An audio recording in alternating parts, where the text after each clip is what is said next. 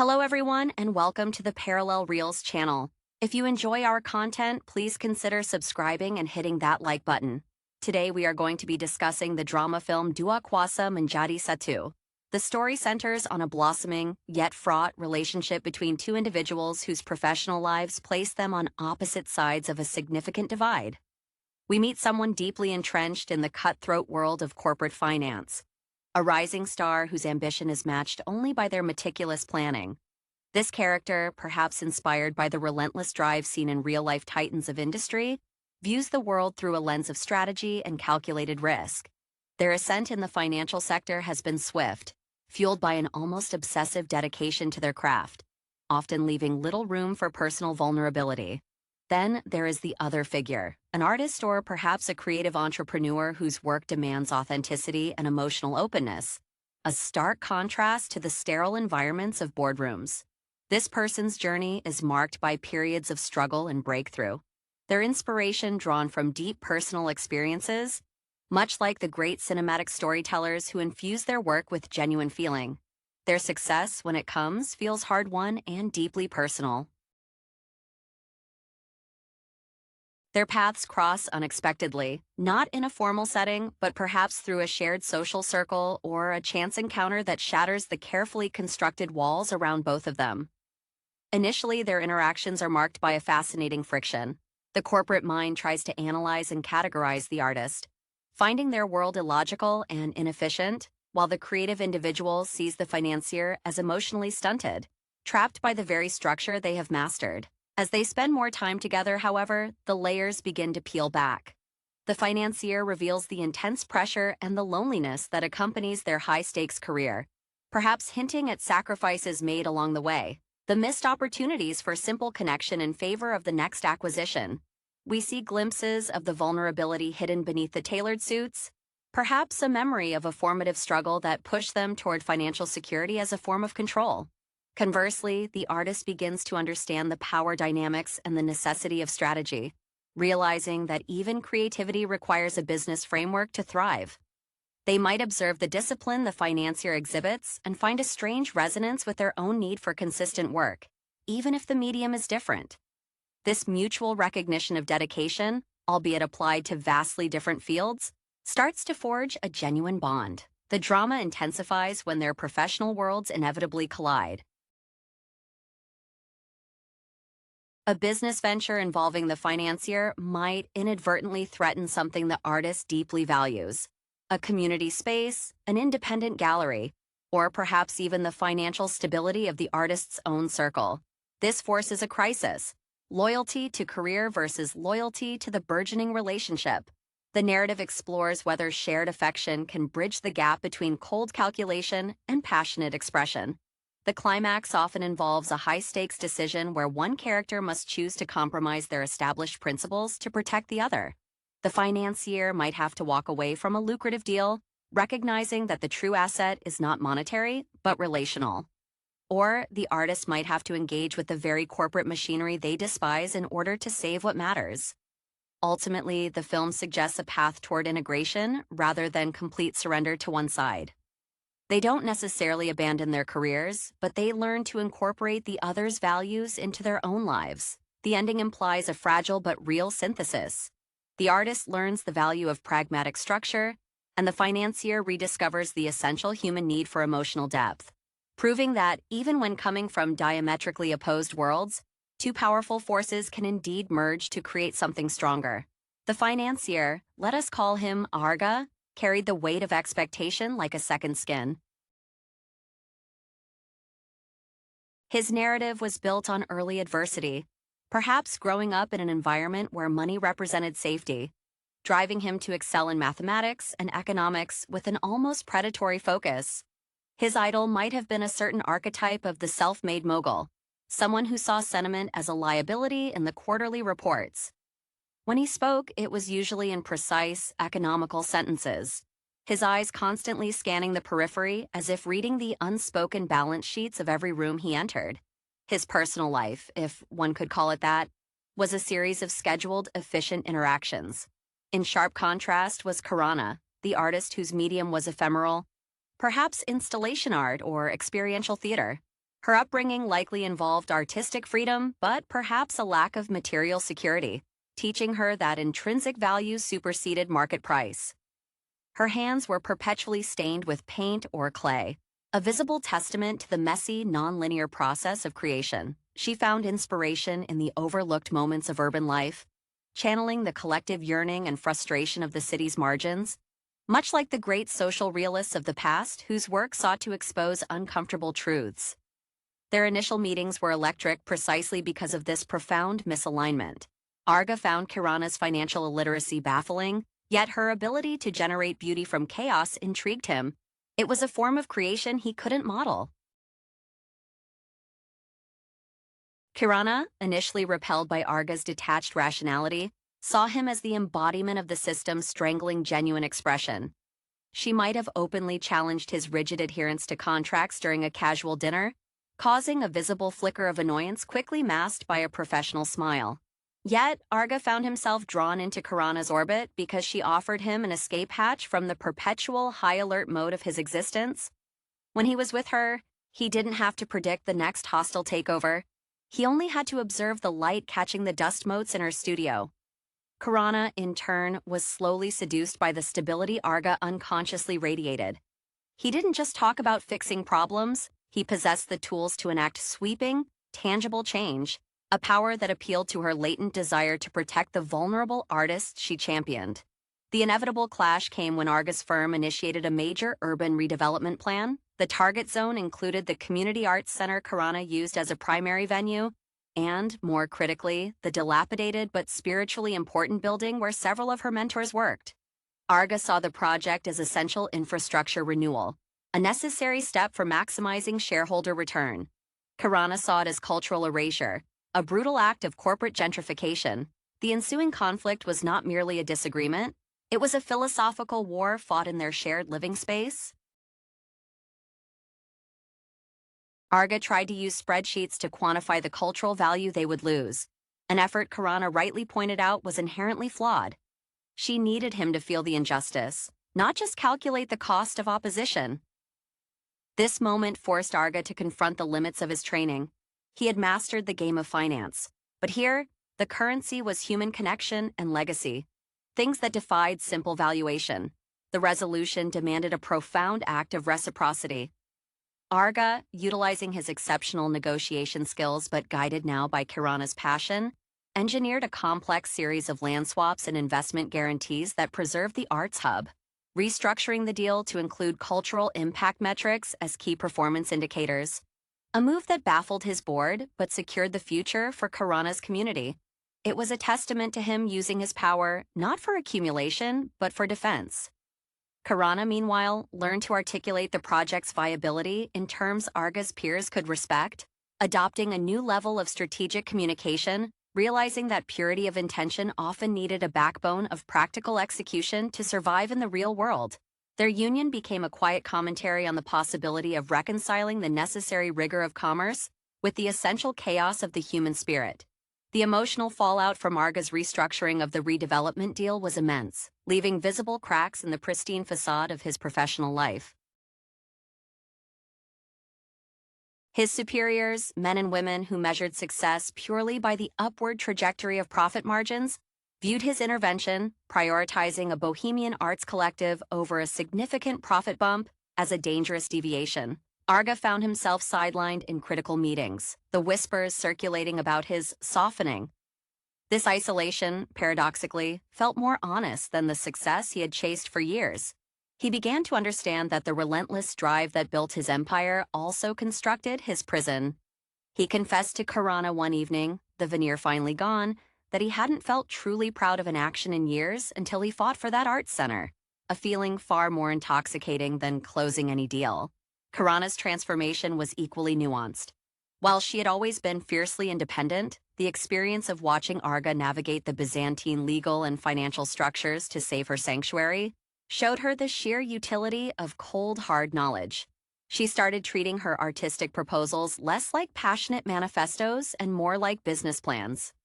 She studied the contracts Arga reluctantly left lying around, finding a strange, almost mathematical beauty in the precision of language. Her next major exhibition was funded not through a scattered collection of small grants, but through a carefully structured patronage model Arga helped her draft, complete with exit clauses and tiered sponsorship levels. This new structure allowed her to maintain creative control while finally giving her projects the scale they deserved, freeing her from the constant, gnawing anxiety of insolvency that had plagued her early career. Their dynamic settled into a rhythm where their differences became complementary tools. When Arga felt the crushing weight of corporate maneuvering, Kirana would force him into silent, sensory experiences. A long walk through a rain-slicked industrial district, or simply asking him to identify 10 different shades of gray in a single photograph. These moments were his recalibration. Conversely, when Kirana faced an impending deadline and spiraled into creative paralysis, Arga became her anchor, not by offering emotional platitudes, but by setting clear, achievable micro-deadlines for discrete parts of the project, treating the artistic process as a series of manageable milestones. He taught her to compartmentalize the fear. The film subtly suggests that the greatest danger they face isn't external opposition, but the temptation to revert to type. There were moments when Arga longed for the uncomplicated clarity of pure profit, eyeing an investment opportunity that would require him to disengage emotionally. And there were times Kirana felt the pull of bohemian purity, wanting Arga to quit his job and simply invest his formidable mind in their shared life, viewing his continued presence in finance as a betrayal of their newfound shared values. However, their mutual evolution solidified their commitment. The final scenes show them not abandoning their fields, but redefining success within them. Arga is seen chairing a new internal committee focused on sustainable, ethically sound investments, a role that commands less flash but more genuine influence. Kirana is standing in her meticulously planned, yet wildly expressive, new gallery space, casually discussing long-term endowment funds with a lawyer, her voice calm and authoritative. They walk out together into the city evening, two distinct energies that have learned to resonate on the same frequency, having proven that power, Dua Kuasa, does not have to be singular. It can be compounded when united. The enduring challenge for Arga and Kirana was maintaining this delicate synthesis when external pressures mounted, particularly as their individual successes brought them increased visibility within their respective spheres. Arga's quiet repositioning within his firm, though ethically sound, made him an inconvenient model for the aggressive culture. His colleagues saw his compromises not as strength, but as opportunity for their own advancement. They began seeking out traditional deals that directly contradicted the ethical frameworks Arga and Kirana had fought to establish, forcing Arga into constant, low-level warfare simply to maintain the ground they had gained. He was no longer climbing, he was fortifying a perimeter. Kirana, too, faced the scrutiny that comes with elevated status. Her success in merging art with viable financial structure attracted attention from established, conservative patrons who admired the money but misunderstood the mission. These patrons wanted the beautiful installations, but they did not want the social commentary embedded within them. They subtly tried to coax Kirana into producing less provocative, more easily marketable works, subtly suggesting that true artistic longevity lay in pleasing the established gatekeepers, a temptation that preyed on the memory of her past financial precarity. This external pressure threatened to fracture their partnership because it tested Kirana's resolve to remain authentic, forcing her to choose between the comfort of established patronage and the difficult, necessary path of social critique she had sworn to uphold. The drama shifted from an internal conflict of values to a sustained external test of their unified front. When a major national cultural prize, one that guaranteed global exposure, was up for grabs, Kirana was a frontrunner. However, the prize committee was heavily influenced by the very banking executives who saw Arga's ethical shifts as weakness. They made it clear Kirana's bid would be significantly bolstered if Arga would publicly endorse a particularly questionable, large-scale corporate sponsorship deal, a deal that would directly undermine the very community investment principles he had fought for. This posed a unique ethical tightrope walk. For Kirana to win the prize, she needed Arga's credibility in the financial world to be absolute and uncontested, which meant forcing him to compromise his new convictions. For Arga to stand by his principles, he risked Kirana losing the validation she had earned. letting the system win by default. The tension simmered as Kirana wrestled with the idea of sacrificing her moral purity for career pinnacle, while Arga felt the sharp sting of his past life, attempting to use his present relationship as leverage. It was no longer about two opposing worlds meeting. It was about whether the compromises they had made for each other could withstand the ultimate temptation of easy external validation that required them to dismantle their shared ground. The weight of this ultimatum settled between them, heavy and suffocating, far more oppressive than the old conflicts of strategy versus sentiment. Kirana found herself withdrawn, spending hours in her studio not creating, but staring at the scaffolding of a half-finished sculpture, the vibrant colors suddenly seeming garish and insincere. She saw the fear in Arga's eyes, a flicker of the old, calculating survival instinct resurfacing, realizing that the system he escaped had merely found a more insidious way to reassert control through the person he loved most. He started avoiding her gaze during dinner, his usual meticulous grooming seeming like a desperate attempt to armor himself against the moral decay he was being asked to embrace. Arga, meanwhile, retreated into a shell of analytical silence. He spent late nights poring over the terms of the proposed sponsorship deal, not to accept it, but to find a loophole, a creative financial structure that could satisfy the committee's demand for his endorsement, while somehow insulating the community projects. He approached it like a complex legal puzzle, driven by a fierce need to protect Kirana without sacrificing the integrity he had only recently reclaimed. He remembered the intoxicating feeling of true victory during the Arts Center fight, and the thought of trading that earned pride for superficial acclaim was galling. He knew, however, that Kirana was looking for a guardian, and if he failed to provide a solution, her disappointment would feel like a judgment on his inability to truly escape his origins. The emotional climax arrived not in a courtroom or a boardroom, but during a quiet afternoon walk near a riverbank, a place they often visited when the city noise became unbearable. Kirana finally broke the silence, not with anger, but with a devastating clarity. She told Arga she didn't want the prize if it required her to be the reason he fell back into the role of the compromised financier. She confessed that the real prize was watching him fight for something that couldn't be quantified on a balance sheet, and that she would rather see her work appreciated by a small, honest circle than lauded by the powerful forces that sought to manipulate them both. This declaration became Arga's true catalyst. It freed him from the perceived obligation to win on the committee's terms. He realized his value to Kirana wasn't his financial acumen, but his unwavering moral center. He called the committee chair, not to negotiate the deal, but to formally withdraw his support from any organization that used personal attachments as a means of corporate coercion.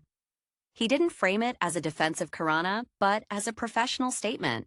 His consultancy services were no longer available to entities prioritizing manipulative leverage over sound ethics. Kirana, witnessing this decisive, self-sacrificial move, felt an overwhelming surge of love and respect. She withdrew her application for the major prize herself, issuing a brief statement praising the importance of maintaining artistic independence, a move that shocked the cultural world with its audacity. The film closes not with them celebrating a victory in the traditional sense, but with them starting a new, smaller, fiercely independent foundation together. Arga uses his knowledge to build the infrastructure, and Kirana provides the authentic, ethically driven projects. They are now building a new system, one where their combined power, the Dua Kuasa, is used not to dominate, but to create a protected space where both finance and art can thrive without mutual destruction. They found true unity not in merging their roles, but in agreeing on the fundamental values that would govern how they played their respective games. The establishment of their joint foundation marked the true beginning of their integrated life, yet it immediately presented a novel set of challenges rooted in the very nature of their collaboration. Their new venture, provisionally called the Synthesis Initiative, required them to function as equals, a dynamic that still chafed against their deeply ingrained professional habits. Arga, the former titan of acquisition, now had to manage endowments and compliance, tasks he found tedious compared to orchestrating multi-billion-dollar mergers. He struggled with the slow pace of philanthropic capital acquisition, where measurable returns often took years, contrasting sharply with the immediate gratification of the financial markets. He tried to introduce aggressive investment strategies, only to be met by Kirana's firm refusal to allocate funds toward anything deemed ethically ambiguous, even if the potential return was astronomical. His frustration manifested in subtle ways. A clipped tone when reviewing grant applications that lacked sufficient business justification, or an overemphasis on budgetary minutiae that stifled the spontaneous creativity Kirana sought to foster. Kirana, conversely, had to adapt to the relentless need for documentation and accountability. While she championed the artistic vision, the necessity of producing quarterly impact reports, detailing exactly how every cent fostered genuine community engagement, felt like shackles. She missed the days when passion alone fueled her work. To manage this, she developed a keen eye for the language of governance, learning to phrase artistic necessity in terms of long-term cultural sustainability, a vocabulary Arga instinctively respected. Yet there were moments when the sheer administrative burden threatened to crush her spirit. She sometimes viewed Arga's insistence on airtight contracts for their visiting artists as bureaucratic overreach, forgetting that his structures were what shielded those same artists from predatory management, much as they had shielded her. Their personal life reflected this continuous negotiation. They learned to compartmentalize their professional critiques. A disagreement over the foundation's risk tolerance might escalate during a morning coffee, only to dissolve completely when Arga noticed Kirana's preoccupation with the quality of light in their shared living space, or when Kirana gently reminded Arga to pause before reacting to a slightly late invoice. They established a ritual. Every Sunday evening, they would exchange one professional victory and one professional concession from the past week. Arga might celebrate successfully negotiating favorable land use terms for a new public art installation, while conceding that he had spent an entire afternoon doing nothing but helping Kirana sort through boxes of old sketches, finding unexpected satisfaction in the simple act of organizing past failures into a cohesive narrative. The final note of the story is one of mature, evolving partnership rather than cinematic perfection. They are not transformed into one identical person, but into two individuals who understand the critical role the other plays in their holistic functioning. Arga remains the strategic mind, but his strategies now serve a higher, less selfish purpose, driven by an understanding of human worth beyond net worth. Kirana remains the passionate visionary, but her visions are now grounded in a sustainable reality, ensuring they can endure beyond the initial burst of inspiration. Their Dua Kuasa is not about holding equal power, but about granting each other the authority to govern the domain where they possess superior expertise. Finding strength in that necessary surrender of control, forging a quiet, resilient legacy that defied the expectations of both the financial elite and the artistic vanguard. The quiet resilience forged at the Synthesis Initiative soon faced its most profound challenge: legacy versus evolution, particularly concerning the next generation. Arga and Kirana, having built a secure and ethically sound structure, found themselves increasingly confronted by the emerging landscape of young professionals who admired their story but sought faster, more disruptive change. These younger artists and entrepreneurs, steeped in digital immediacy and global connectivity, viewed the Foundation's methodical, paper trail-heavy processes as relics of a slower era. They wanted instant funding, viral impact, and direct action, not protracted negotiations over building leases. A particularly bright yet aggressively ambitious digital activist named Ryan entered their orbit. Ryan championed decentralized autonomous organizations for artistic funding, arguing that Arga's reliance on traditional legal structures was inherently too slow to react to rapidly shifting cultural narratives. Ryan respected Arga's mastery of high-level risk mitigation but mocked Kirana's insistence on personal vetting for grantees, calling it sentimental bottlenecking. Ryan saw the Synthesis Initiative not as a safe harbor, but as a necessary stepping stone to be absorbed or bypassed by the next wave of innovation. This external challenge forced Arga and Kirana to confront their own potential stagnation. Arga, who had found peace in the deliberate pace of philanthropic finance, felt a strange, unwanted pull toward Ryan's digital immediacy, recognizing that the world was indeed moving past the need for a physical presence in every transaction. He began secretly studying blockchain technology, recognizing it as a potentially frictionless mechanism for ethical capital transfer, a new form of decentralized trust he hadn't accounted for in his initial overhaul. Karana's struggle was more existential. She saw Ryan's methods as dangerously utopian, believing that without personal, human accountability, the very thing Arga had taught her to value, decentralized systems were ripe for exploitation. However, she could not deny the energy and reach Ryan commanded. She found herself defending the necessity of the slow human touch in grant review, realizing she had become the guardian of the very structure Arga had helped her build, effectively reversing their original roles in that aspect of the conflict. The climax of this phase involved Ryan proposing a hostile, albeit idealistic takeover of the Synthesis Initiative's digital platform, promising to inject massive, instantaneous capital in exchange for complete administrative autonomy. Arga and Karana refused outright. Instead of fighting Ryan with litigation, the old way, they chose synthesis again.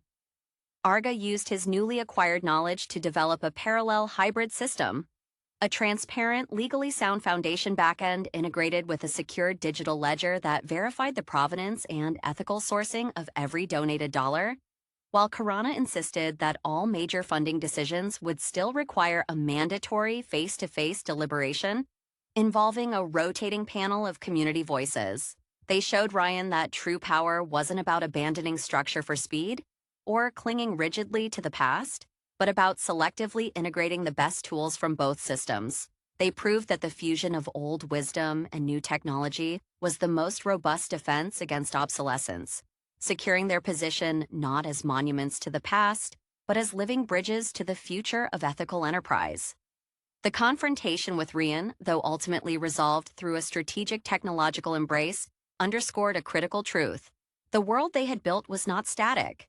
It was a living organism that required constant adaptation, or it would wither.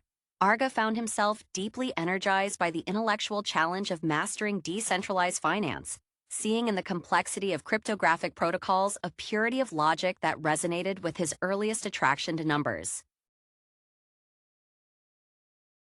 He often stayed up late, his face illuminated by the blue light of multiple monitors displaying complex coding diagrams, a look of intense focus replacing the weary tension that had marked his corporate years.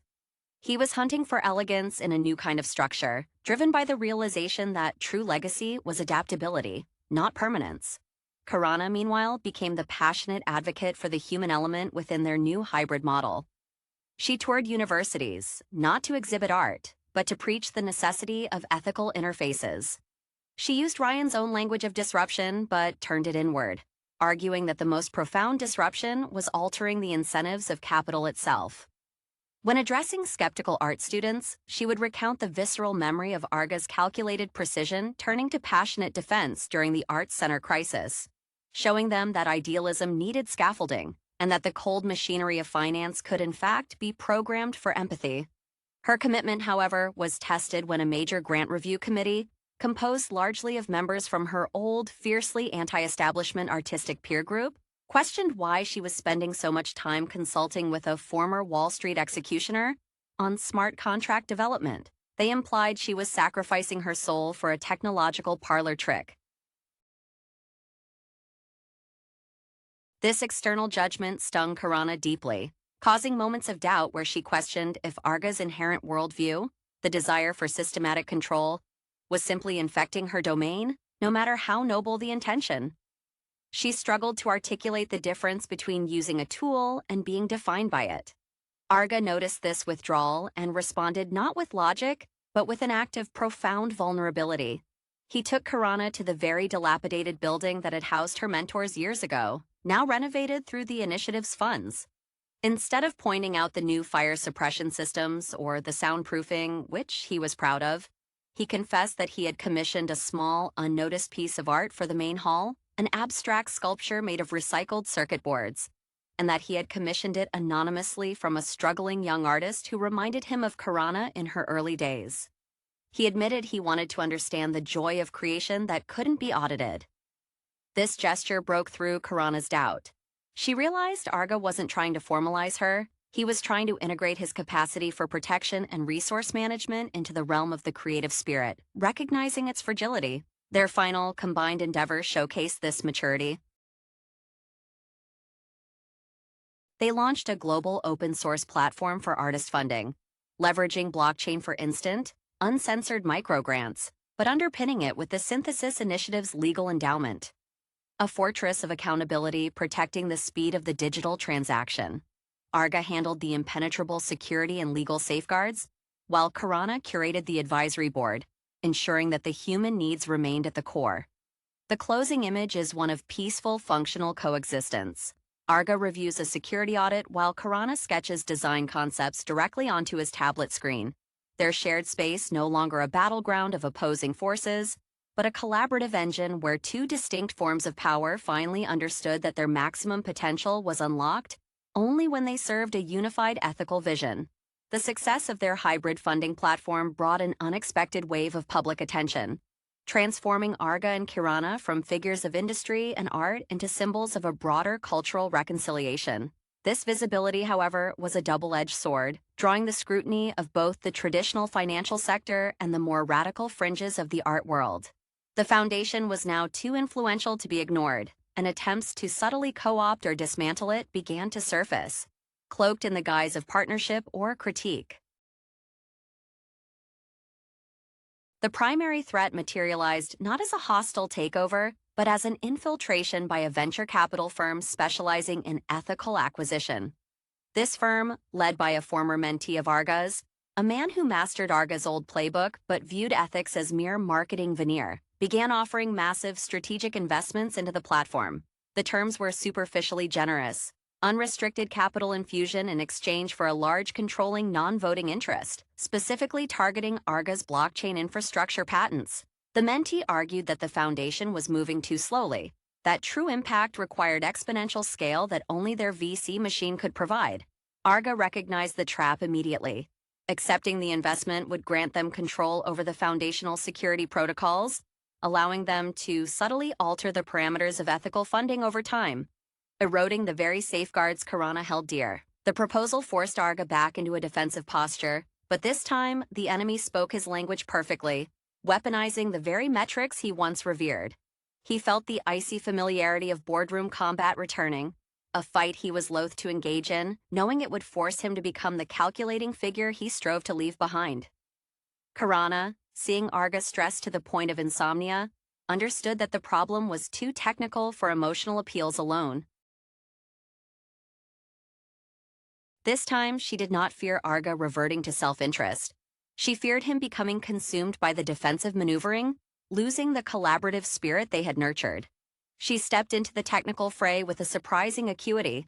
Having spent years understanding the mechanics of artistic contracts and intellectual property licensing, she approached the VC proposal not as a financial document, but as a narrative, a story of control being illicitly transferred.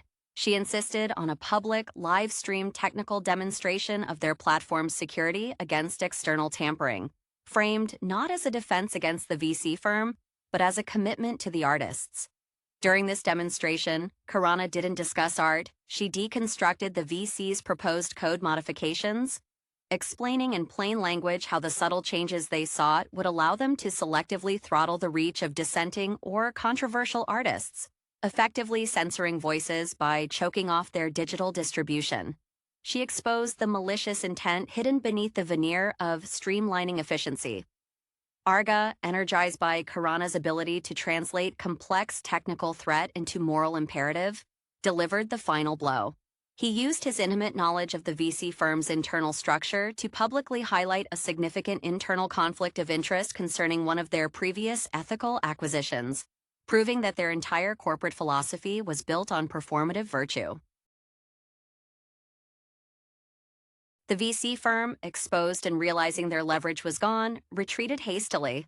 The resolution was not a negotiation, but a public demonstration of integrated strength.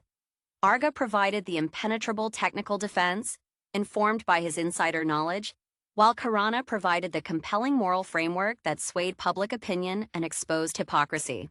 They survived not by becoming the same, but by being perfectly complementary in their distinct forms of power. proving that the unity of purpose between the strategist and the visionary creates a defense mechanism no single discipline can match. The aftermath of fending off the predatory venture capital firm solidified the Synthesis Initiative's reputation as an almost impregnable fortress of ethical innovation. This victory, however, brought a strange kind of exhaustion. Arga and Karana, having successfully navigated threats from both established finance and radical digital disruption, found themselves at a quiet plateau, facing the perhaps most daunting challenge of all: sustained, peaceful operation. The adrenaline of crisis faded, leaving behind the daily grind of management, where minor inefficiencies could fester into major morale issues. Arga began to struggle with boredom, a sensation he hadn't experienced since his early, hungry days before corporate success. He missed the sharp, existential stakes of a zero-sum game. The predictable, incremental growth of their ethical endowment, while morally satisfying, felt muted compared to the sheer velocity of the old markets. He found himself subtly over-optimizing Karana's grant application forms, turning necessity into obsession, a clear sign that his strategic mind was underutilized and seeking external conflict. He even started daydreaming about taking on a single high-stakes pro bono case for a truly deserving nonprofit, just to flex those old strategic muscles without compromising the foundation. Karana, conversely, felt an overwhelming sense of responsibility for the platform's human element. With the technology now robust and efficient, she worried that the focus had drifted too far toward metrics and code, neglecting the artists themselves. She noticed the younger recipients of their grants, while technically compliant, were becoming more guarded, presenting meticulously polished narratives rather than raw, challenging work, fearful of tripping the automated ethical flags Arga had so expertly constructed. She missed the days when she could sit with an artist over cheap coffee and simply understand their struggle, rather than reviewing their multi-stage impact projections. She started spending more time away from the office, wandering through city neighborhoods, sketching faces, and collecting small, unquantifiable stories that she felt needed to be woven back into the foundation's fabric. Stories that couldn't be captured by a successful blockchain transaction. The resolution to this internal lull came when they recognized their separate needs not as failures, but as essential inputs for the next phase of their work. Arga approached Karana not with a spreadsheet, but with a proposal for a radical sabbatical rotation. He suggested that for 6 months, he would take primary responsibility for the curatorial narrative, focusing solely on selecting artists based on qualitative, intuitive merit, while Karana would take the lead on systemic integrity, overseeing the technical audits, legal compliance, and risk mitigation for the digital platform, the domain Arga had grown restless in. This reversal was transformative. Arga, forced to engage with the messy subjectivity of art, rediscovered his capacity for deep appreciation, finding that the story behind a piece of art offered a complexity far richer than any financial derivative. Karana, navigating the intricate architecture of the decentralized ledger, gained an even deeper respect for the precision required to protect vulnerable systems, realizing that structure was the ultimate form of care. They weren't just maintaining their legacy, they were actively trading roles to keep their skills sharp and their partnership dynamic. The film concludes with them, not in a grand office, but working side by side in a bright, airy workshop. Arga sketching out a complex legal defense strategy for a new artist cohort on a whiteboard, while Karana, wearing safety glasses, meticulously calibrates a new sensor array for a public art installation. Their power, the Dua Kuasa, had evolved beyond mere balance. It was a fluid exchange, ensuring that neither the heart nor the mind of their endeavor would ever fully atrophy. The adoption of the sabbatical rotation immediately injected a vibrant, if sometimes awkward, energy back into the Synthesis Initiative. Arga, stepping into the role of primary curator, approached artistic selection with the meticulous fervor of a corporate merger. He would conduct hours-long interviews, not just asking about artistic philosophy, but demanding to see the artist's emotional budget, their tolerance for conceptual failure, and their history of non-compliance. Initially, this rigorous, analytical approach unnerved the artists. One emerging sculptor, known for her spontaneous, almost violent material manipulations, famously walked out of an interview when Arga pressed her on the projected 5-year return on investment of emotional resonance. Kirana, observing this from her new perch overseeing the digital infrastructure, had to step in, gently reminding Arga that while rigor was necessary, true artistic genius often defied linear projection, much like a market anomaly that defies all established models. Kirana's immersion into the technical backend was equally transformative.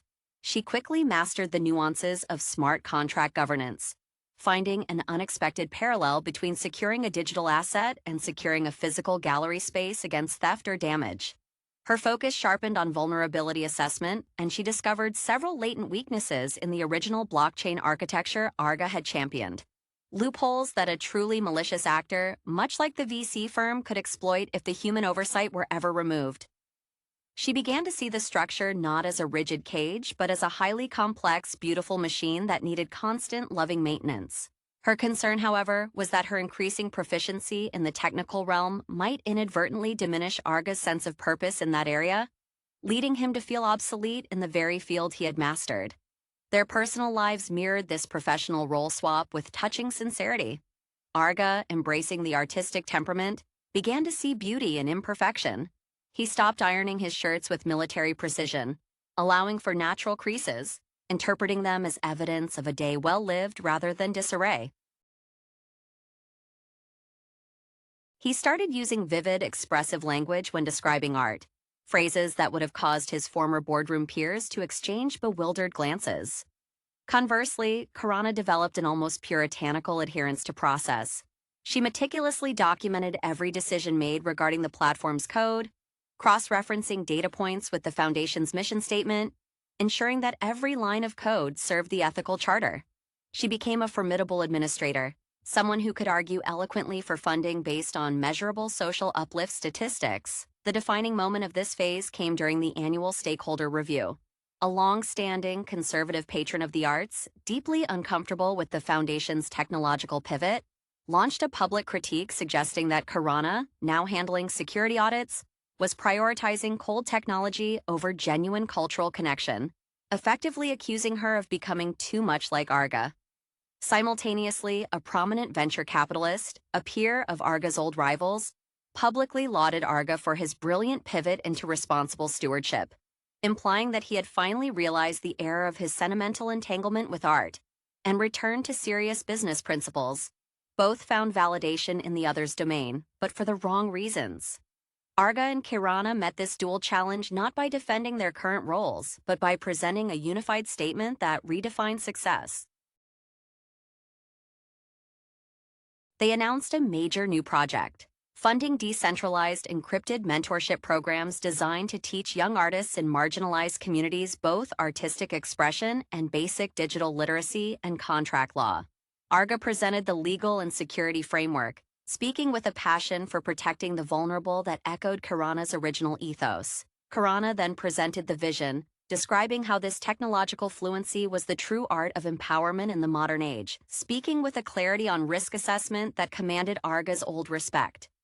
They demonstrated that their power, Dua Kuasa, was not about who held which title, but about their shared, non-negotiable commitment to integrating both soul and strategy. Their final act was to dissolve the formal sabbatical, making the fluid exchange of expertise a permanent, intrinsic part of the Foundation's operational mandate, securing their legacy not as two individuals who compromised, but as a single, adaptable entity capable of mastering any environment thrown their way. The narrative unfolding in Dua Kuasa Menjadi Satu presents a compelling, if sometimes overly melodramatic, exploration of ambition, duality, and the corrosive nature of unbridled power within a familiar framework of corporate maneuvering and personal sacrifice. The film immediately plunges the viewer into the high-stakes world of Indonesian business, a setting often rich with narrative potential, emphasizing the clash between established order and disruptive new energy. Central to the film's effectiveness is the portrayal of the protagonists, individuals whose careers are defined by a relentless pursuit of ascent. Their motivations, deeply rooted in personal histories, perhaps past failures, or an insatiable hunger for validation, drive the central conflict. One character, often positioned as the established titan, embodies the old guard. Their career trajectory likely mirrors recognizable figures in Southeast Asian finance or industry, characterized by calculated risk and deep-seated connections. The film subtly suggests that their past successes might be built on compromises they are unwilling to acknowledge. The foil to this figure, the ambitious newcomer, serves as the catalyst for change. Their professional background, perhaps in a more modern, technologically driven sector, contrasts sharply with the traditional methods of their adversary. This juxtaposition is key, reflecting broader societal tensions regarding globalization and the passing of the torch between generations of leadership. The film uses their interactions not just as plot points, but as ideological debates on the nature of corporate governance and ethical responsibility. What elevates the drama beyond standard office politics is the exploration of becoming one. The title suggests a forced or voluntary integration of opposing forces. This theme resonates deeply with psychological studies of identity fragmentation, where professional roles begin to subsume personal selves. As the characters navigate betrayals and fragile alliances, the audience witnesses the erosion of personal boundaries. The film wisely employs visual cues, shifts in wardrobe, changes in their physical environments, to signify these internal transformations. The inspiration drawn here seems to lean towards classic cinematic explorations of the Faustian bargain, where the price of ultimate control is often the loss of genuine human connection. The dramatic pacing relies heavily on twists and revelations, a common characteristic in regional cinema that thrives on emotional peaks. While this occasionally borders on contrivance, the committed performances anchor the more unbelievable moments. The actors bring a palpable weight to their roles, drawing on established traditions of expressive dramatic acting that prioritize emotional transparency over stoic reserve. Their physical commitment to portraying stress, cunning, and eventual vulnerability makes the viewing experience immediate and engaging, even when the script treads familiar ground. Ultimately, Dua Kuasa Menjadi Satu functions as a cautionary tale wrapped in the glossy veneer of success. It critiques the idea that power, once attained, guarantees fulfillment. Instead, the film suggests that the very act of seizing ultimate control necessitates a profound internal reordering, often resulting in a hollow victory where the conquered self is more meaningful than the conquered empire. The lingering impression is less about who wins the boardroom battle and more about what is permanently lost in the process of striving to become truly singular in power. The emotional resonance of Dua Kuasa Menjadi Satu stems significantly from the internal landscapes of these two opposing forces, transforming what could be a dry corporate thriller into a study of isolation under extreme pressure. The established figure, let us call him the patriarch, carries the weight of legacy, his ambition not merely for wealth but for immortality through his enterprise. His past career, built through decades of shrewd negotiation, is subtly hinted at through his meticulously ordered office space and his almost regal bearing. There is a profound loneliness in his authority. Every past victory seems to have required severing a bond, leaving him surrounded by subordinates but utterly alone in decision-making. The film cleverly contrasts his powerful external presentation with moments of quiet vulnerability, perhaps a brief, lingering gaze at an old photograph, suggesting the sacrifices made were greater than the perceived gains. Conversely, the ascendant figure embodies a modern, almost ruthless efficiency, perhaps channeling the intensity seen in real-life tech entrepreneurs who redefine industries overnight. Their energy is infectious but brittle. Their career inspiration might be drawn from global figures known for rapid scaling and disruptive innovation, but the film emphasizes the unsustainable nature of this pace. Emotionally, the ascendant is driven by a need to prove that past judgments against them, professional or personal, were unfounded. This manifests as a manic energy, a constant state of vigilance where trust is an unaffordable luxury. The film excels when it shows the toll this takes. Sleepless nights, strained personal relationships fading into background noise, and the growing realization that the peak they are climbing is terrifyingly narrow. The central dramatic thrust of becoming one is depicted not as a merger of equals, but often as a psychological takeover. When alliances form, they are laced with suspicion, creating a narrative tension where every shared success feels like a precursor to a decisive double cross. We see the impact of this high-stakes maneuvering on their emotional authenticity. The patriarch begins to shed his carefully constructed formality when interacting with the ascendant, revealing flashes of the young, hungry man he once was, a dangerous regression that exposes his weaknesses. Simultaneously, the ascendant adopts the patriarch's measured cadence and strategic patience, becoming a mirror image that both impresses and terrifies the older man. This mirroring effect is brilliantly unsettling, suggesting that to gain the power, one must adopt the very soul of the established order one sought to overthrow. The film's dedication to showcasing the granular details of this power struggle, the subtle shift in seating arrangements during a critical meeting, the careful parsing of legal jargon designed to entrap, grounds the more expansive emotional arc. It suggests that true power is less about overt aggression and more about the meticulous control of context. The audience is drawn in because the stakes feel personal. We witness the slow death of integrity in the pursuit of ultimate control. The drama becomes a tragedy, not because the characters fail to achieve their goals, but because they succeed in a way that strips the victory of any intrinsic joy, leaving only the cold, hard fact of domination. It is a narrative that understands ambition as a terminal condition, where the final achievement necessitates the complete sacrifice of the self that initially desired it. The film's visual language reinforces this descent into emotional sterility. The earlier scenes, particularly those involving the ascendant's initial rise, are often saturated with dynamic, almost chaotic lighting, reflecting an environment where opportunity is seizing everyone at once. As the two forces move closer to unification, the palette deliberately cools down. Offices become cavernous, minimalist spaces dominated by muted grays and severe architectural lines, symbolizing the stripping away of human warmth in favor of pure structure. This shift in cinematography mirrors the internal narratives. The vibrant, messy drive of youthful ambition is replaced by the chilling, pristine isolation of absolute authority. Consider the unspoken language between the characters when power dynamics are fluid. The patriarch, accustomed to being the immovable object, begins to show physical signs of fatigue, a slight tremor in his hand when signing a crucial document, or a momentary difficulty maintaining eye contact during a tense negotiation. These are not errors in acting, but deliberate character choices, highlighting the cognitive load of maintaining a facade while simultaneously engaging in a destructive internal war. His past, hinted at as perhaps involving a necessary betrayal of a close associate early in his career to secure his first major foothold, now returns as a ghost in the machine, manifesting as a deep paranoia about the ascendant's true intentions. The ascendant, in contrast, exhibits an almost manic control over their physical presentation. They might adopt the tailored, heavy fabrics favored by the older guard, a kind of sartorial armor.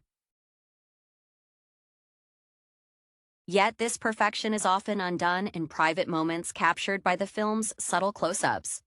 The tight clenching of the jaw before answering a difficult phone call, or the brief, unguarded expression of fear upon realizing how deeply they have compromised their original moral compass.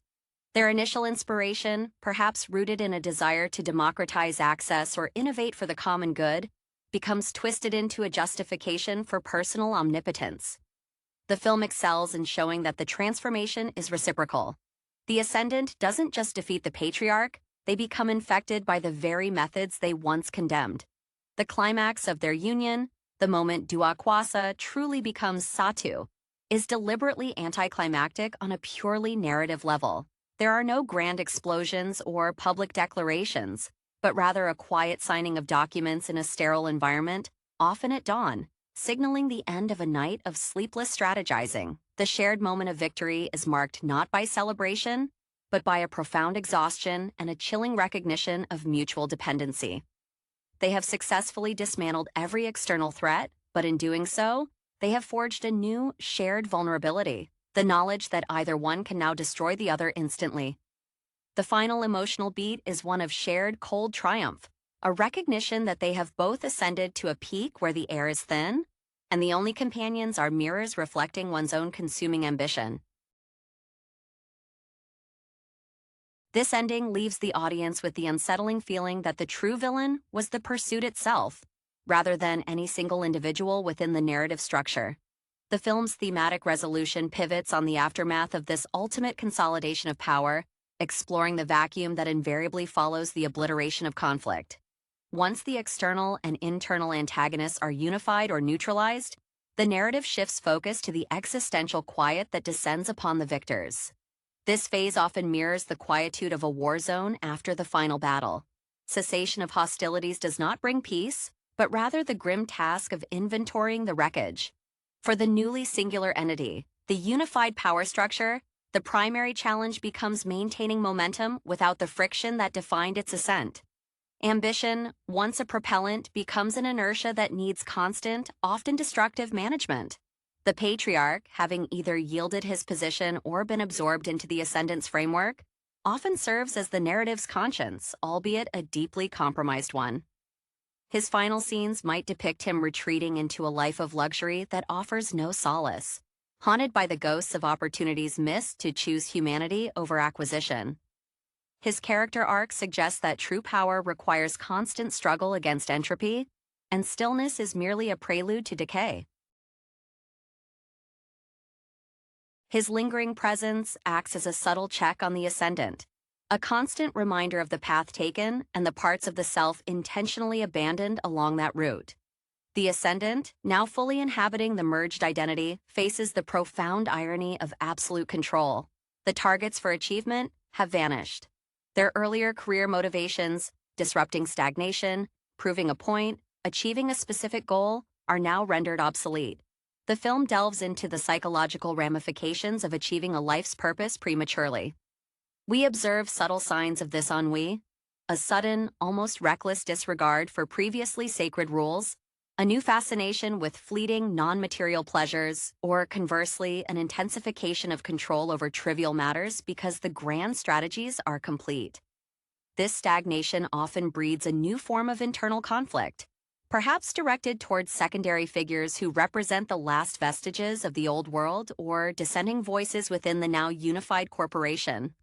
The drive to conquer has been replaced by the desperate need to justify the conquest. The narrative structure uses this denouement to deliver its final commentary on corporate ethics and personal cost. If the film began with a focus on external competition, it concludes with an unflinching look at the internal prison built by relentless striving. The emotional takeaway for the audience is not satisfaction in seeing justice served, but a sober reflection on the price paid for influence. The film implies that the most potent force in the corporate landscape is not capital or strategy, but the nearly irresistible gravitational pull of unchecked ego. By concluding on this note of hollow victory, Dua Kuasa Menjadi Satu solidifies its position as a cautionary fable, using the visceral drama of personal ambition to illuminate a universal truth about the diminishing returns of absolute power.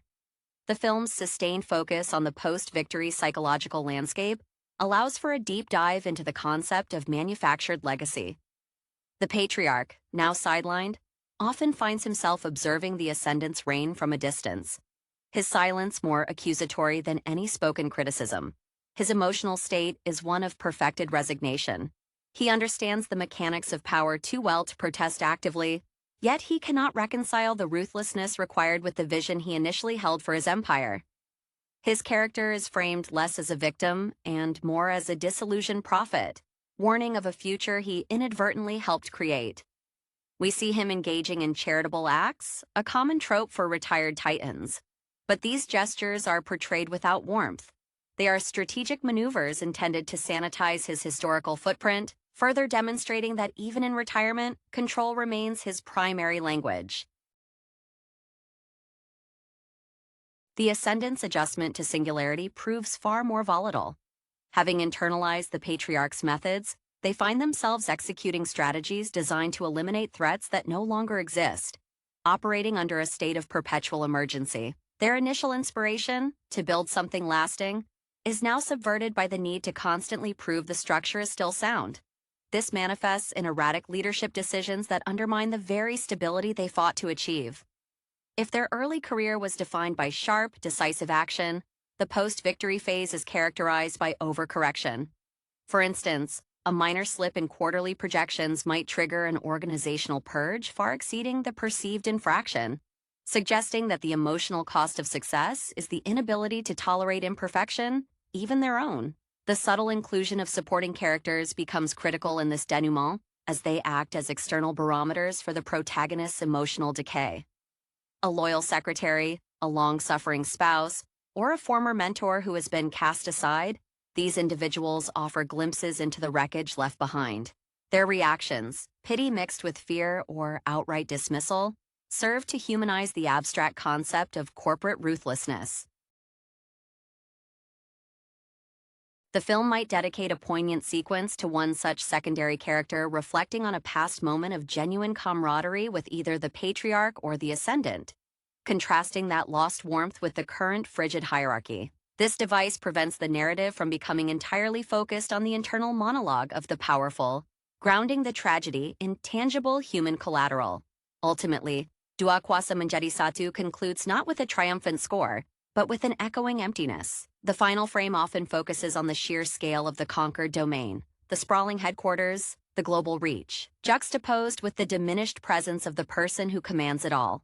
The film suggests that true power is a self-consuming entity. It demands total dedication, and in return, it grants only the illusion of fulfillment, replacing complex human experience with the singular, monotonous drive for dominance. The lingering ambiguity is whether the fusion of the two powers created a stronger entity or simply manufactured a more tragically complete representation of unchecked corporate ego. The lingering shadow of this consolidated power, the single entity that results from the fusion, is explored through its interaction with the periphery, those who willingly stayed near the flame and those who were burned by its ascent. The film moves subtly from focusing on the duel between the two titans to examining the systemic effect of their victory on the organizational ecosystem. The supporting cast, once motivated by the promise of advancement within the rivalry, now face a monochromatic hierarchy. Their ambition, once channeled productively into maneuvering between the patriarch's tradition and the ascendant's disruption, now finds no viable outlet. This breeds a quiet, pervasive resentment. We observe the younger managerial class, those who were perhaps loyal to the ascendant's initial vision of meritocracy, now trapped in a bureaucracy that prioritizes stasis over innovation. Their emotional response is often covert rebellion, small acts of sabotage, or strategic apathy. Because overt challenge is now suicidal, they recognize that the structure they inhabit is perfected for command, not for growth, and their career path has narrowed to maintenance rather than creation. The film subtly critiques this, suggesting that revolutionary energy, once captured and integrated, becomes the most effective tool for stifling future revolutions. The patriarch's retreat, when examined closely, becomes less about resignation and more about passive resistance. If he was inspired in his youth by the sheer building process, the joy of laying the first foundational stone, his current inaction is a form of protest against the finality of the structure. We might see him in an intimate scene, perhaps tending to a neglected garden, an activity requiring slow, patient nurturing, the exact antithesis of the corporate takeovers that defined his life. This juxtaposition implies that genuine satisfaction lies in organic creation, something that consolidated power structure fundamentally denies itself. The ascendant, having internalized the entire mechanism, begins to see the world only through transactional lenses. The film might introduce a brief, poignant relationship with a non-corporate individual, perhaps a sibling or an old flame, who represents the life they deliberately excised. Their inability to connect authentically on any level other than control or utility underscores the film's core tragedy. When faced with genuine emotional need from this external figure, the ascendant defaults to offering solutions that involve financial dominance or organizational leverage, demonstrating that the habit of power has overridden the capacity for simple human empathy. The emotion here is not malice, but profound, almost tragic, functional limitation. In its final artistic statement, Dua Kuasa Menjadi Satu leaves the audience not with a sense of finality, but with the chilling recognition that the cycle of ambition is eternal, merely mutating its form. The unified power, while seemingly impenetrable, is structurally brittle because it lacks the necessary tension of opposition. The film suggests that two powers becoming one ultimately results in a singular, slow-motion implosion, driven not by external attack, but by the very weight of its own unchallengeable singularity. The true triumph belonged not to the winners, but to the very concept of relentless, self-destructive striving, which now reigns unopposed. The exploration of the aftermath naturally leads to the scrutiny of the organizational memory and the narrative control exerted by the unified power. In a traditional rivalry, history is contested. The victor writes the official account. Here, however, the official account is being written by an entity that embodies both sides of the past conflict, leading to a synthetic, yet overwhelmingly powerful, historical revisionism. The film excels when it portrays scenes where newly established corporate histories are being disseminated through internal memos or mandatory training sessions. These narratives sanitize the brutality of the merger, presenting the dual acquisition as an inevitable, harmonious convergence towards efficiency, subtly erasing the betrayals and sacrifices made by specific individuals, including the very titans who orchestrated it. The inspiration for this narrative control might be drawn from real-world examples of massive corporate rebranding efforts, where complex, messy acquisitions are smoothed into seamless origin stories. The emotional impact on the audience stems from recognizing the manufactured sincerity of the resulting corporate culture. Employees are not just required to obey, they are required to believe in the flawless trajectory of the leadership. This creates a pervasive atmosphere of performative loyalty, where genuineness is penalized as inefficiency. The patriarch, in his imposed isolation, becomes the unintentional guardian of the authentic narrative. His reluctance to participate in the official history forces the ascendant, now the singular executive face, to dedicate increasing resources to managing his silence. This vigilance is another drain on the energy that was previously directed outward toward growth. The film uses subtle visual cues to show this shift. The ascendant's office, once sleek and modern, starts accumulating heavy, imposing artifacts, perhaps salvaged trophies or oversized portraits of past anonymous benefactors, in an attempt to give the new monolithic entity a manufactured sense of inherited gravitas, filling the spiritual void left by the absence of genuine struggle. Furthermore, the theme of succession becomes tragically ironic. Having eliminated the competition, the unified power faces the ultimate existential question: who inherits this flawless, albeit fragile, structure? Any potential successor is scrutinized not for their competence, but for their absolute loyalty to the status quo, effectively stifling the very disruptive energy that fueled the ascendant's rise. The film suggests that the highest echelon of power, once achieved through aggressive innovation, becomes fundamentally allergic to the next generation of challengers. The ultimate irony is that in seeking perfect stability through unification, the regime has guaranteed its long-term obsolescence by cutting off the flow of creative destruction that defined its own existence. The final, chilling takeaway is that the greatest victory in this drama is the successful construction of a perfectly self-contained system incapable of adapting to the future it sought to control. The true psychological horror of the film's conclusion lies in the realization that the merger of the two powers has resulted not in a stronger entity, but in a perfectly balanced internal mechanism of self-criticism and paranoia. The ascendant, stripped of the patriarch as a viable adversary, turns that finely honed competitive instinct inward. Their career was predicated on seeing flaws and exploiting them. Now, those flaws are internal projections.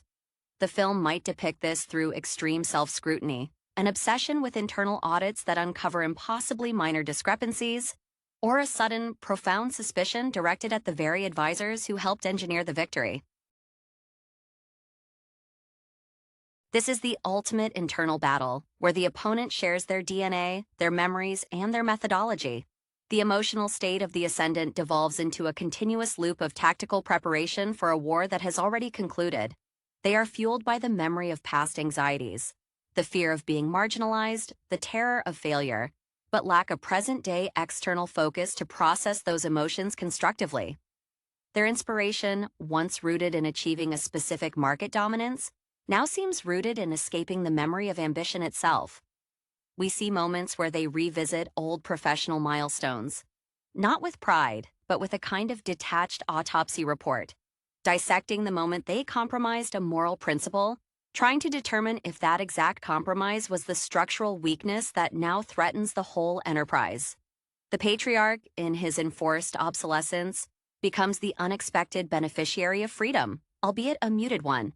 He sheds the physical burdens of command, the constant surveillance, the manufactured public persona, and finds a perverse comfort in irrelevance. His inspiration shifts from legacy building to philosophical observation. He understands that the ascendant is enacting a slower, more internal form of self-destruction. In brief, carefully orchestrated encounters, perhaps during mandated board outings where the patriarch is present only for optics, he offers cryptic pronouncements that sound like benign wisdom, but are in fact precise surgical strikes against the ascendant's burgeoning insecurity. He never directly attacks the unified structure. Instead, he comments on the beauty of complexity that has been discarded, forcing the ascendant to confront the inherent sterility of absolute singularity. The film's final commentary on the cost of duality, the notion that two opposing forces are necessary for dynamic health, is made manifest in the quiet desperation of the unified leadership.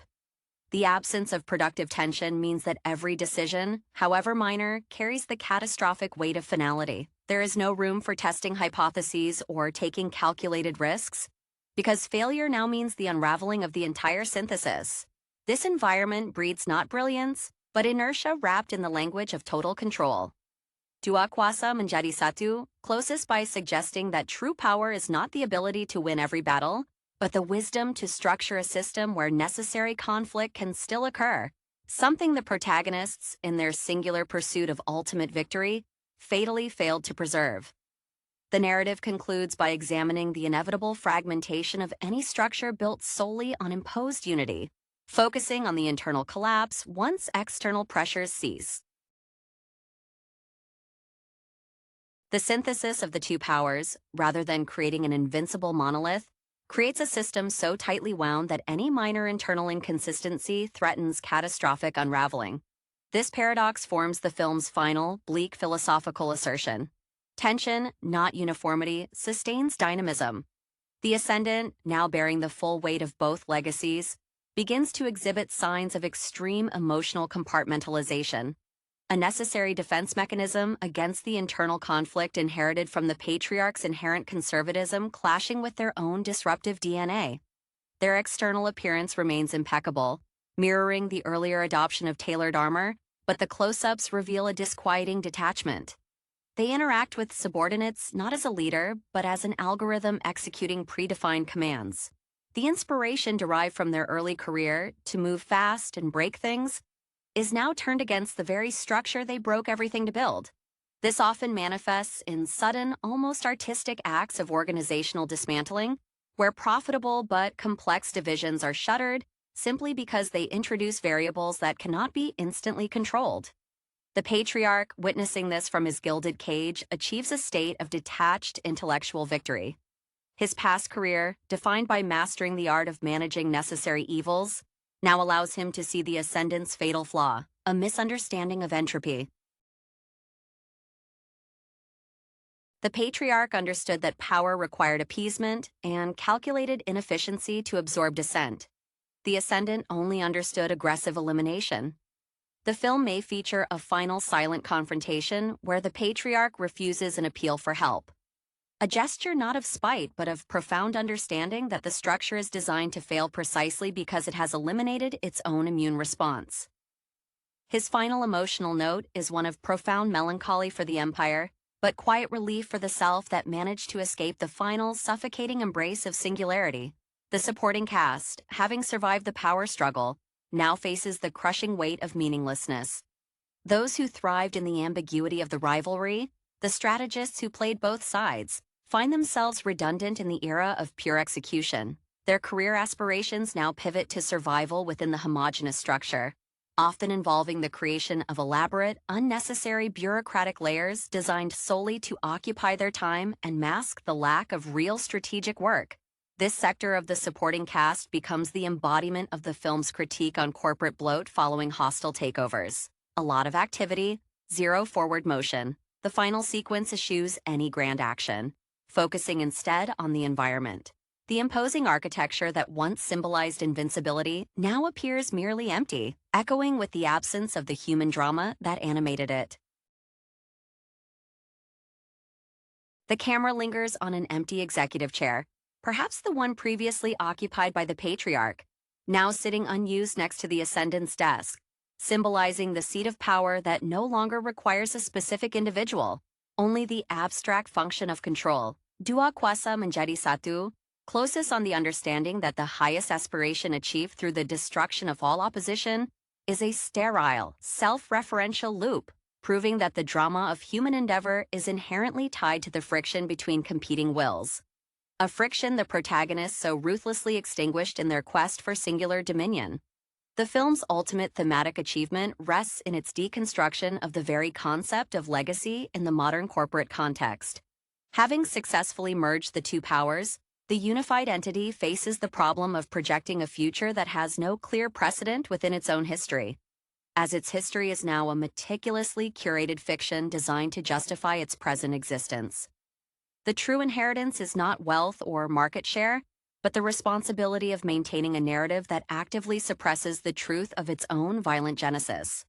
The Ascendant, in their attempt to solidify this manufactured legacy, often leans heavily on public relations and historical revisionism, echoing the career maneuvers of business leaders who understand that perception is the final, ultimate asset.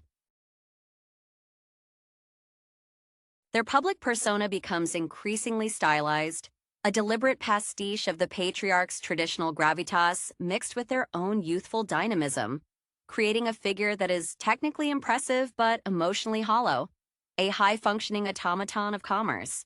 The inspiration behind this public performance is the fear of fading into obscurity, the terror that once the conquest is complete, the self will cease to matter. This desperate need for external validation is the final, profound weakness the film exposes, suggesting that the energy once used for strategic maneuvering is now entirely consumed by image management. The patriarch's final narrative function, even in his self-imposed exile, is to serve as the living artifact of the alternative path. He represents the possibility of a different kind of success, one measured by influence sustained over generations rather than immediate, total control. His emotional state shifts from resentment to a detached, almost anthropological curiosity about the Ascendant's downfall. When he occasionally surfaces in archival footage or deliberately placed interview segments, his commentary is framed as nostalgic wisdom, cleverly undermining the Ascendant's present authority without ever appearing overtly rebellious. He understands that the Ascendant's control is absolute but brittle, and that true longevity requires roots in authenticity, which they intentionally severed. The ripple effect on the corporate environment extends to the very concept of innovation. Since the unified structure fears any internal deviation that might mirror the past struggle, the organization becomes pathologically risk-averse. True creativity, which thrives on challenging the status quo, is suffocated. The film illustrates this by showing that any genuine new idea proposed by junior staff is met not with outright rejection, but with endless layers of bureaucratic review. A subtle, systemic death sentence. The energy that fueled the initial drama is now channeled into ensuring that no new duality can ever form internally.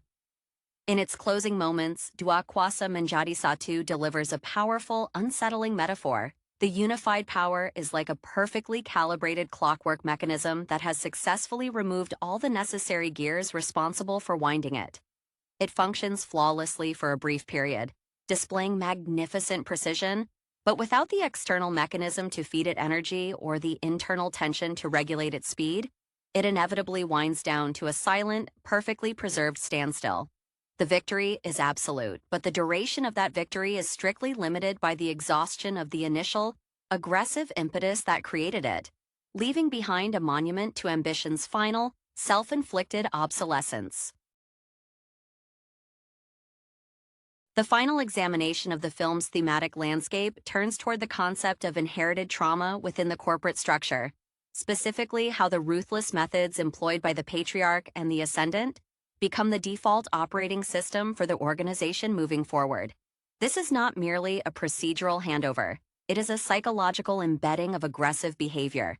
The unified entity, now functioning under the singular paranoid vision of the Ascendant, breeds subordinates who learn that survival depends on anticipating the next move of a leader who is perpetually anxious about internal fracturing. The younger generation of executives, Those who watch the drama unfold are now shaped by a career inspiration rooted not in building value, but in preemptive loyalty. They view every colleague as a potential vector for the next challenge to the established singularity. Their competence is therefore secondary to their perceived ideological alignment. The film might dedicate a scene to a performance review where genuine innovation is overlooked in favor of effusive praise for how well the junior executive managed to neutralize a minor internal dissent, a situation created almost entirely by the leadership's own instability. This environment fosters a culture of manufactured crises, where problems are invented or exaggerated to give the leadership a sense of purpose and to provide opportunities for demonstrating absolute fealty. The patriarch, now truly an observer, finds a grim satisfaction in recognizing these telltale signs of organizational self-cannibalization. His career, though steeped in morally gray areas, always maintained a core principle of strategic resource allocation. He knew when to pause, when to integrate, and crucially, when to foster a degree of internal competition to keep his lieutenants sharp. His quiet withdrawal is his last most effective strategic move. By refusing to engage, he highlights the ascendant's inability to sustain the enterprise without the necessary friction he once provided. The emotional texture surrounding the patriarch is one of cold, intellectual vindication. He lost the battle for his empire, but won the argument about the nature of sustained power. The ascendant's ultimate character description, post-unification, is that of a monarch without a kingdom. Only a complex administrative apparatus. The initial drive that propelled their career, the passionate desire to prove their methods superior, has been fulfilled to the point of meaninglessness. The film powerfully captures the emotional void by showing their complete detachment from the material rewards of their success. A scene showing the ascendant alone in an opulent residence, perhaps staring blankly at a piece of priceless art acquired as a trophy of the takeover, underscores the narrative's central thesis. The process of conquest is intrinsically more engaging than the spoils of victory. In its final, lingering moments, Dua Kuasa Menjadi Satu leaves the audience with the understanding that the fusion was not an evolution, but a terminal convergence. The two powers, by becoming one, eliminated the checks and balances inherent in their opposition. The film suggests that genuine strength lies in dynamic tension, the necessary push and pull between tradition and disruption. By achieving singular, absolute control, the protagonist created a system destined for stagnation, demonstrating that the human spirit, when channeled solely toward dominance, inevitably consumes the very ground upon which it seeks to stand. The silence that follows the final credits is the sound of an enterprise that has perfected its structure at the expense of its own future. The enduring resonance of the film lies in its final, almost spiritual commentary on the nature of ambition itself. It is an appetite that can only be momentarily sated, never truly fulfilled, and its final form is absolute self-imprisonment. This leads to an examination of the myth of the immortal entity, where the unified corporation seeks to transcend mortality through sheer scale and control, ironically ensuring its eventual rigidification and decay. The unified structure, now a monolith, actively combats any suggestion of its temporal nature. The ascendant, feeling the pressure of having to be the legacy, dedicates vast resources to creating an archival apparatus that meticulously documents every strategic move, every success, transforming boardroom strategy into sacred text. This is a direct reaction to the patriarch's implied authentic history. However, this archive is riddled with manufactured omissions. The purpose is not truth, but justification. The emotional labor required to maintain this perfect historical record becomes the ascendant's primary, unseen function. They are no longer leading the company, they are curating their own mythology, a task far more consuming than any market war. The patriarch, observing this archival mania from his periphery, finds a strange, almost paternal pity for the ascendant's Sisyphean task. His moments of quiet reflection are no longer about the compromises he made, but about the fundamental human need for authentic conflict. He realizes that the greatest victory he could have orchestrated was not the merger, but a protracted, agonizing stalemate that would have forced both sides to remain adaptable. His ultimate emotional state is one of philosophical defeat, understanding that the ultimate allure of power is its ability to eliminate nuance. a nuance he now recognizes as the engine of life itself. He embodies the ghost of strategic complexity, haunting the clean, sterile halls of the New Order. A key character focus in this final phase often shifts to a peripheral visionary, a brilliant young coder or designer who was either courted by the Ascendant or deemed too disruptive by the Patriarch early on. This character represents the pure, uncorrupted energy that initially drove innovation. In the post-unification landscape, this individual is either stifled into obsolescence or, in a more tragic arc, fully co-opted. If co-opted, their creativity is now weaponized for efficiency optimization, making the existing system run slightly smoother, faster, but never challenging its fundamental premises. Their internal emotion is a slow-burning disillusionment, a realization that they traded the chance to build something new for the privilege of polishing something dead. The film's visual language reinforces this final, chilling stasis. The color palette, which had already cooled, becomes almost monochromatic, favoring shades of institutional white and deep, sterile navy. Scenes are often framed with oppressive symmetry, emphasizing the lack of spontaneity. The final shot may not focus on the leaders, but on a highly sophisticated piece of technology, an automated trading floor perhaps, running with flawless, inhuman precision.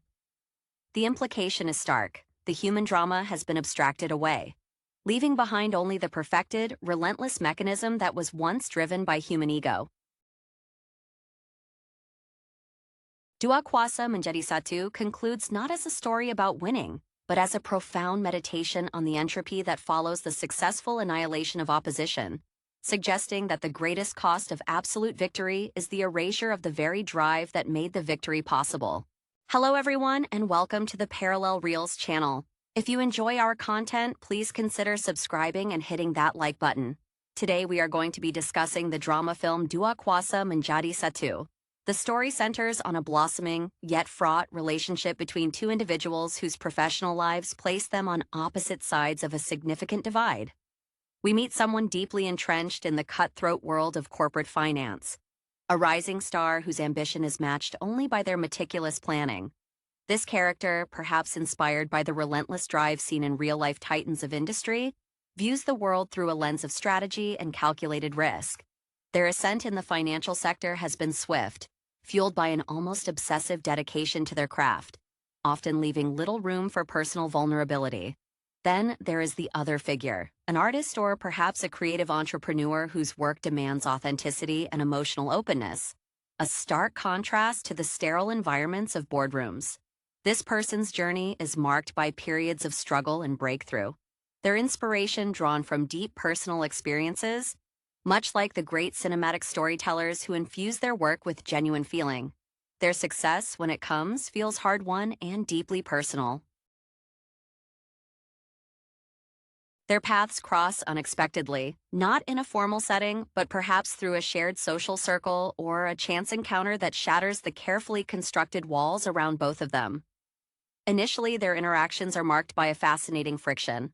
The corporate mind tries to analyze and categorize the artist, finding their world illogical and inefficient, while the creative individual sees the financier as emotionally stunted, trapped by the very structure they have mastered. As they spend more time together, however, the layers begin to peel back. The financier reveals the intense pressure and the loneliness that accompanies their high-stakes career, perhaps hinting at sacrifices made along the way, the missed opportunities for simple connection in favor of the next acquisition. We see glimpses of the vulnerability hidden beneath the tailored suits, perhaps a memory of a formative struggle that pushed them toward financial security as a form of control. Conversely, the artist begins to understand the power dynamics and the necessity of strategy, realizing that even creativity requires a business framework to thrive. They might observe the discipline the financier exhibits and find a strange resonance with their own need for consistent work, even if the medium is different. This mutual recognition of dedication, albeit applied to vastly different fields, starts to forge a genuine bond. The drama intensifies when their professional worlds inevitably collide.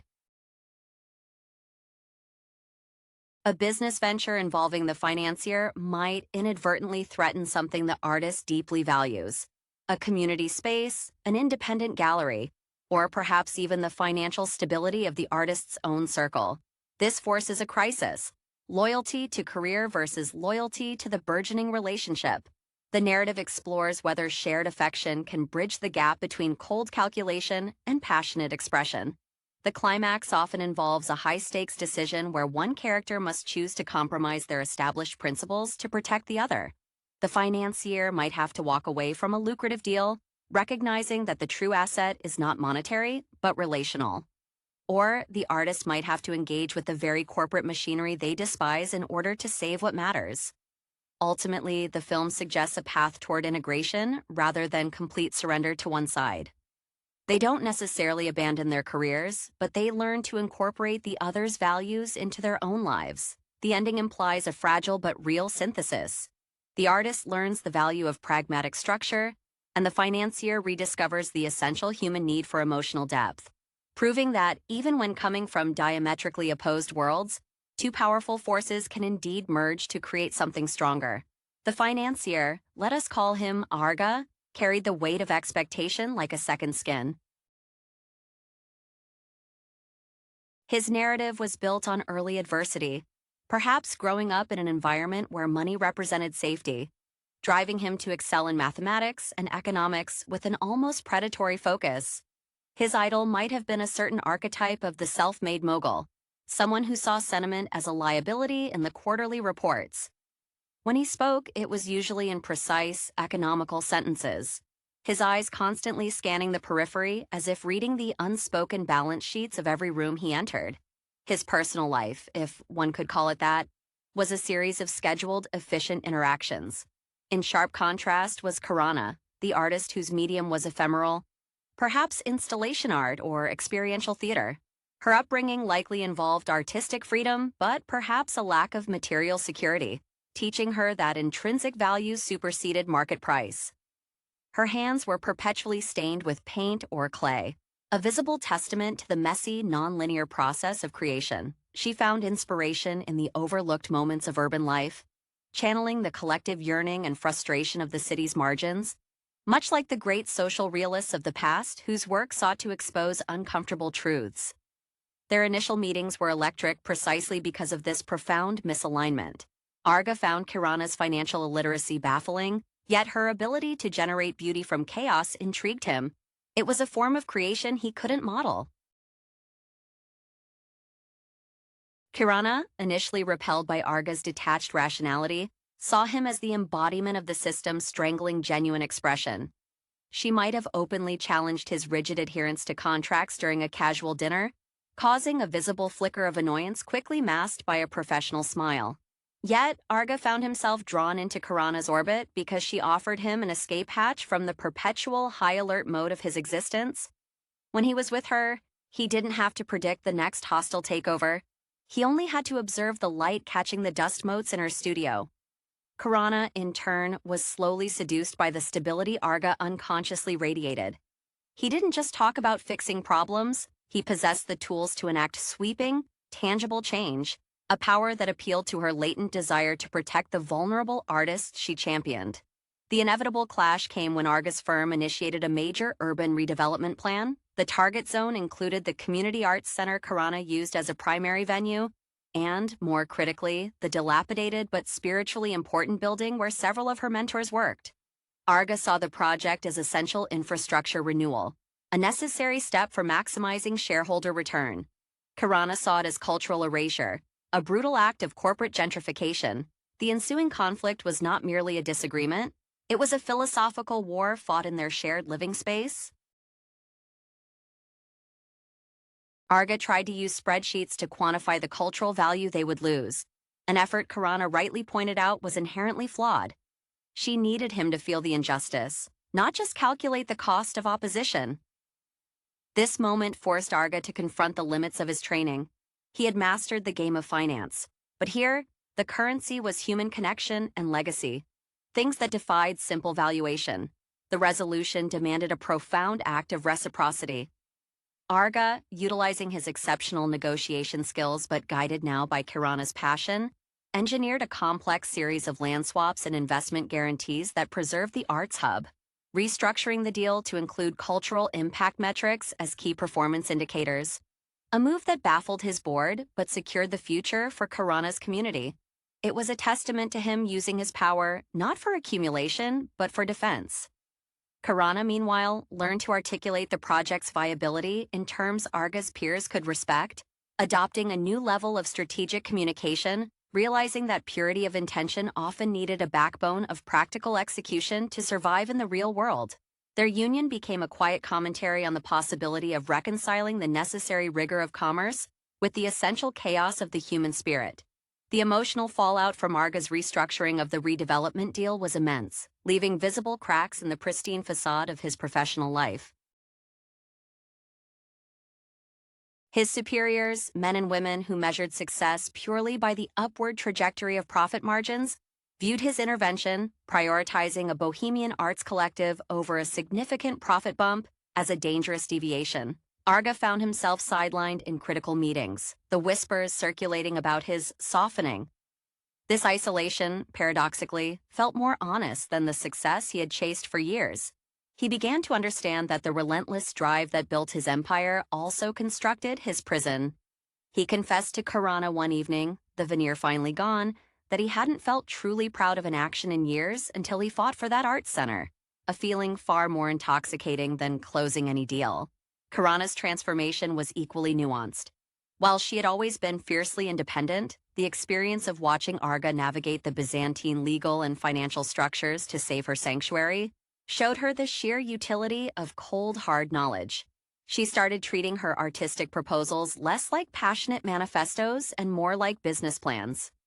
She studied the contracts Arga reluctantly left lying around, finding a strange, almost mathematical beauty in the precision of language. Her next major exhibition was funded not through a scattered collection of small grants, but through a carefully structured patronage model Arga helped her draft, complete with exit clauses and tiered sponsorship levels. This new structure allowed her to maintain creative control while finally giving her projects the scale they deserved, freeing her from the constant, gnawing anxiety of insolvency that had plagued her early career. Their dynamics settled into a rhythm where their differences became complementary tools. When Arga felt the crushing weight of corporate maneuvering, Karana would force him into silent, sensory experiences, a long walk through a rain-slicked industrial district, or simply asking him to identify 10 different shades of gray in a single photograph. These moments were his recalibration. Conversely, when Karana faced an impending deadline and spiraled into creative paralysis, Arga became her anchor, not by offering emotional platitudes, but by setting clear, achievable micro-deadlines for discrete parts of the project, treating the artistic process as a series of manageable milestones. He taught her to compartmentalize the fear. The film subtly suggests that the greatest danger they face isn't external opposition, but the temptation to revert to type. There were moments when Arga longed for the uncomplicated clarity of pure profit, eyeing an investment opportunity that would require him to disengage emotionally. And there were times Karana felt the pull of bohemian purity, wanting Arga to quit his job and simply invest his formidable mind in their shared life, viewing his continued presence in finance as a betrayal of their newfound shared values. However, their mutual evolution solidified their commitment. The final scenes show them not abandoning their fields, but redefining success within them. Arga is seen chairing a new internal committee focused on sustainable, ethically sound investments, a role that commands less flash but more genuine influence. Karana is standing in her meticulously planned, yet wildly expressive, new gallery space, casually discussing long-term endowment funds with a lawyer, her voice calm and authoritative. They walk out together into the city evening, two distinct energies that have learned to resonate on the same frequency, having proven that power, Dua Kuasa, does not have to be singular. It can be compounded when united. The enduring challenge for Arga and Karana was maintaining this delicate synthesis when external pressures mounted, particularly as their individual successes brought them increased visibility within their respective spheres. Arga's quiet repositioning within his firm, though ethically sound, made him an inconvenient model for the aggressive culture. His colleagues saw his compromises not as strength, but as opportunity for their own advancement. They began seeking out traditional deals that directly contradicted the ethical frameworks Arga and Karana had fought to establish. forcing Arga into constant, low-level warfare simply to maintain the ground they had gained. He was no longer climbing, he was fortifying a perimeter. Kirana, too, faced the scrutiny that comes with elevated status. Her success in merging art with viable financial structure attracted attention from established, conservative patrons who admired the money but misunderstood the mission. These patrons wanted the beautiful installations, but they did not want the social commentary embedded within them. They subtly tried to coax Kirana into producing less provocative, more easily marketable works, subtly suggesting that true artistic longevity lay in pleasing the established gatekeepers, a temptation that preyed on the memory of her past financial precarity. This external pressure threatened to fracture their partnership because it tested Kirana's resolve to remain authentic, forcing her to choose between the comfort of established patronage and the difficult, necessary path of social critique she had sworn to uphold.